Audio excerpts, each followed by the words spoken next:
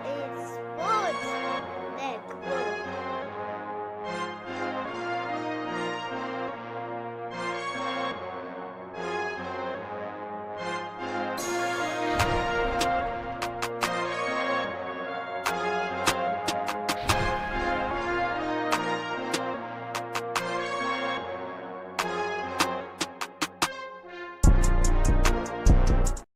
NFL Nation, how you doing? Come on in. I'm Dolph Jackson. I'd like to welcome you to Come On In NFL. Today, family, we turn the spotlight on the 2025 Chicago Bears. Johnson brings that offensive ingenuity we saw in Detroit. That's right, baby. The new head coach of the Chicago Bears is none other than former Detroit Lions offensive coordinator, Ben Johnson. He was the hottest commodity on the market for potential head coaches, baby, and the Bears got the big fish, and the big fish already seems to be paying dividends for the Chicago Bears. He is introducing and enforcing a tough, no BS culture in Chicago. Just ask second-round rookie Luther Burton III, who was removed from the field when he did not know his alignments. Though he was coming off injury, Coach Johnson held him accountable for not knowing his playbook. But since then, since that has happened, guess what? The young man has been shining at camp. So Johnson made it clear he's not in the windy city, baby, for potential. He's there for precision. He's there for performance and long-term results, baby. He is looking for long-term successful results. Now, one thing that Coach Johnson and his staff immediately identified that they needed to upgrade or needed to do to help this team improve and turn their fortunes around was to help their young quarterback stay upright. So what did they do, baby? They say, hey, we need to beef up the offensive line. That's right. The Bears decided, hey, we need to beef up the offensive line. So how did they go by doing this, family? Well, simply put, to protect their franchise quarterback and take pressure off the passing game, the Bears made major moves on the interior offensive line. First, they went out and they signed former Kansas City Chief All-Pro guard Joe Thuney, who is an ultra reliable guard. He is elite in the pass protect game and screen game. And listen, he showed his versatility last year when he was asked to move out to tackle. And we know Joe Thuney is a natural guard, but he went out to tackle, man, and he held his own. The Super Bowl notwithstanding, Joe Thuney proved why he's one of the top offensive linemen in the National Football League. But they were not finished there. The Bears then went out and they got a familiar face for Ben Johnson. Former Detroit Lions and LA Rams offensive lineman Jonah Jackson comes over. Jackson is solid in the zone run blocking game, and he plays with that edge, something that will fit in really well in the Windy City. But they weren't finished there. They needed another leader. They needed a quarterback of the offensive line. So they went all the way to A-Town, baby, and they knocked on the door and they say, Drew Dolman, we know how good you are. We know that you are one of the most underrated centers in the National Football League. How about you come on over and play with Ben Johnson and block for one of the best young prospects at quarterback in the National Football League? And Drew says, hell yeah, get me out of A-Town, baby. I accept. That's right. Drew Dolman brings a high IQ. He's a high IQ player. He's had a clean camp snap on the Caleb, and he has been praised for his film preparation and his pre-snap adjustments. But they weren't finished with A-Town, baby. The Falcons let go of long-time defensive stalwart Grady Jarrett. So Coach Johnson knocked again, baby. He knocked again on the door, baby. And Grady Jarrett opened the door. And Coach Johnson said, Grady, we already got a pretty good defense. We have one of the best cornerbacks in the league in Johnson. How about you come on and you give us that veteran presence in the middle of that line, that penetrating style that you got? We can use you, baby. You will fit in the Windy City, baby. You Chi-Town ready already. Grady said, all right, baby. Now you're talking, but what we talking as far as that money, baby? Johnson said, no problem, baby. He hit GM Poles up. Hey, Pole, Grady's down, baby. What we got for him? Pole sat back in his chair. Then he leaned forward. He said, Grady, I got a good deal for you, baby. I got a good deal for you. 3 years, $42 million. And all Grady said, man, where's the pen, man? Where do I sign, baby? He has taken off in camp. You can hear Grady Jarrett talking in camp, baby. He's talking smack, baby, to the offensive players, baby. He is bringing that excitement and that energy and that veteran leadership on that side of the ball. That is another good addition to the Chicago Bears this offseason. Ben Johnson is wasting no time. He is playing no games, baby. He is there to turn around the Chicago Bears. But what was the main reason? What was one of the main reasons that Coach Johnson decided to accept the job?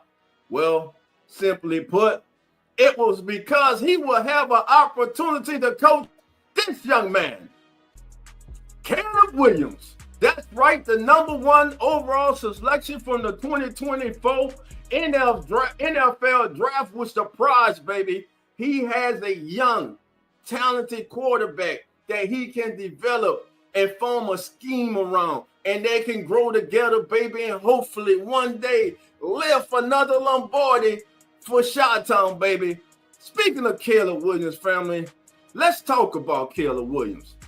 The #1 pick, the face of the franchise in 2024, he shows signs of brilliance and signs of battle fatigue. Last year, Caleb Williams passed for 3,541 yards with 20 touchdowns to only 6 intercepts. The kid protected the football. He completed 62% of his passes. The problem was he was on his backside 68 times. It could have been more, but he's not a statue in the pocket, baby. He can move around. He can get in and out that pocket. It could have been worse. He could have broken the all-time record for rookies of being sacked, which is held by David Cole at 76. But far too many times for lack of success.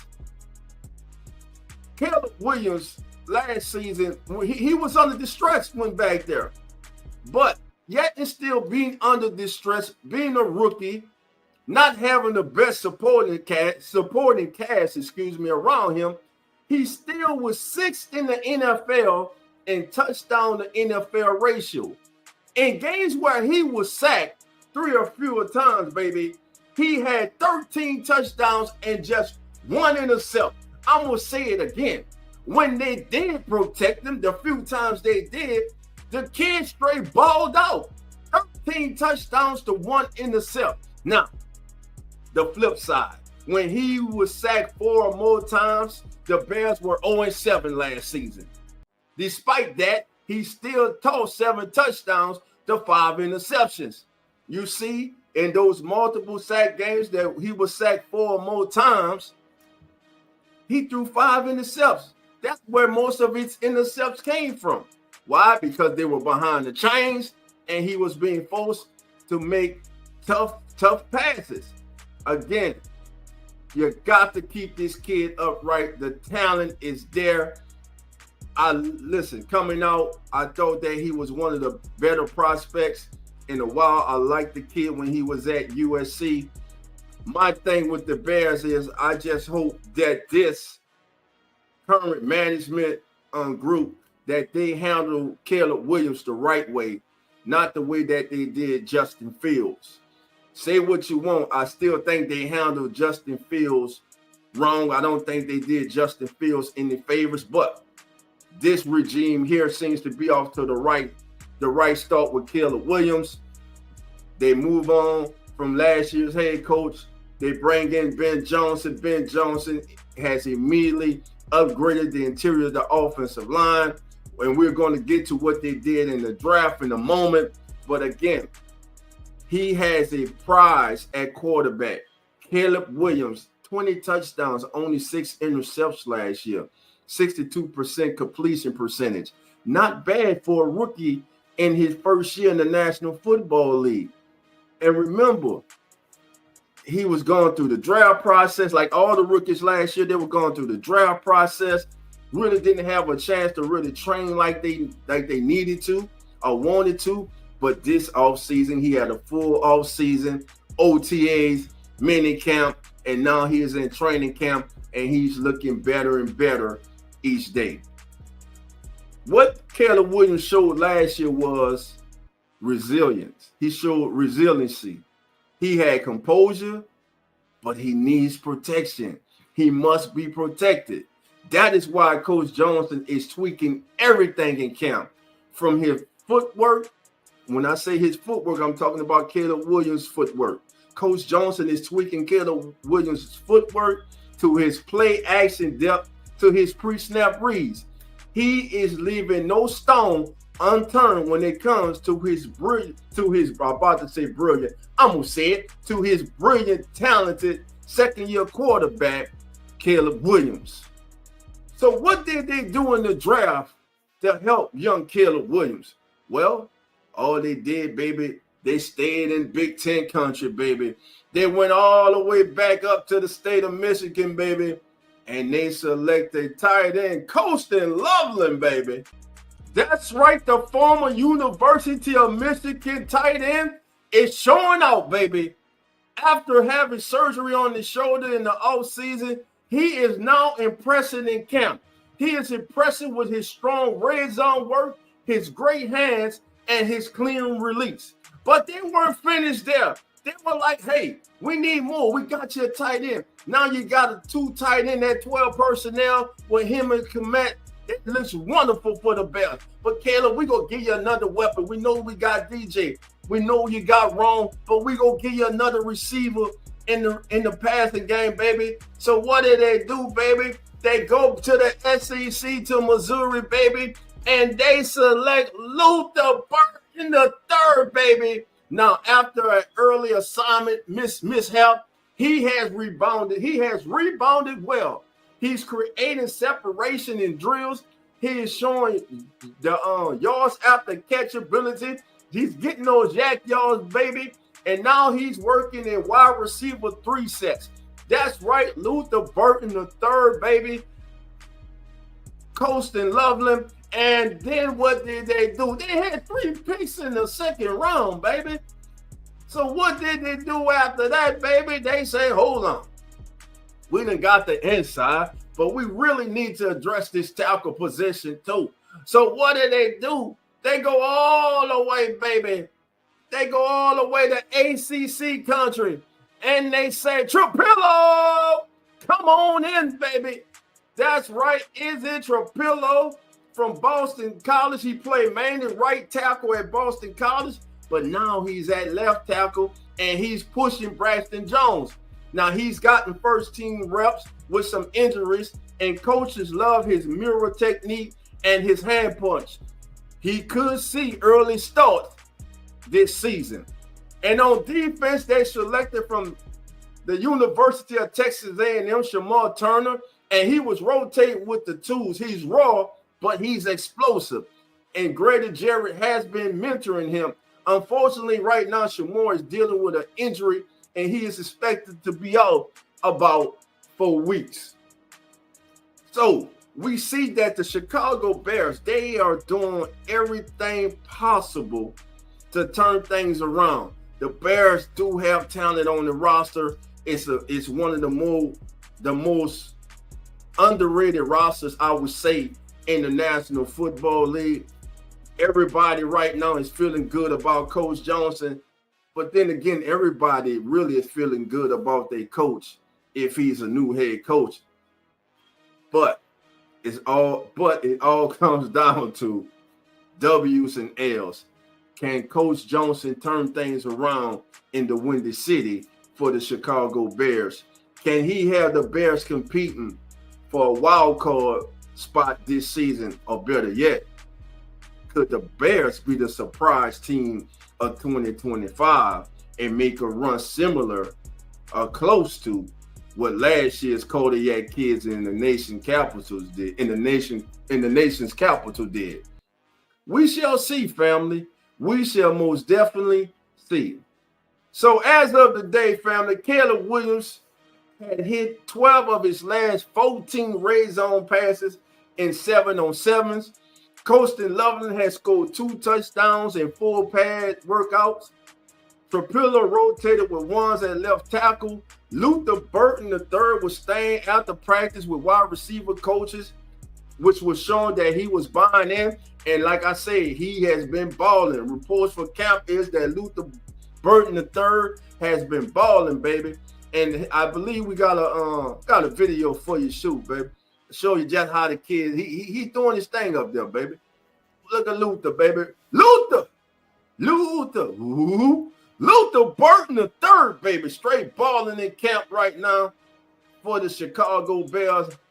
Didn't let that incident that the coach, rightfully so, took them out of the lineup because he didn't know what the hell he was doing. So instead of pouting, being upset, or being in his feelings, he took it like a man. He focused, and he said it was the right thing to do. I should have been on my P's and Q's, baby. Listen, family, that's going to do it for your 2025 preview of the Chicago Bears. Also, family, I want to remind you to join us, family, for the season opener game when it will be the Dallas Cowboys visiting the Philadelphia Eagles. That's right. The Come On In Sports Network, Come On In NFL will be live, giving you wall-to-wall coverage of the Cowboys and Eagles, baby, on opening night. Join Nonfiction, Zach, Carlos, PJ, Learns, Jeremy, Coach, Cowboy, and yours truly for all the action, baby, as we will have you covered again from wall to wall, baby. Cowboys, Bears, and listen, family, in closing, all I have to say is what's next for the Chicago Bears. We know the Bears open their preseason next Saturday, August the 10th, against the Dolphins, and all eyes will be on Caleb Williams, his comfortability. How comfortable does he look in Coach Johnson's new offense, the offensive line's performance, and the wide receiving pecking order? The Bears are a young, talented team with fresh leadership and a culture finally forming under Ben Johnson. Could this be the next NFC sleeper? We'll definitely be watching here at the Come On In Sports Network. And remember, family, the doors are always open. So all you have to do is come on in. See you next time, family. Have a good The Come On In Sports Network.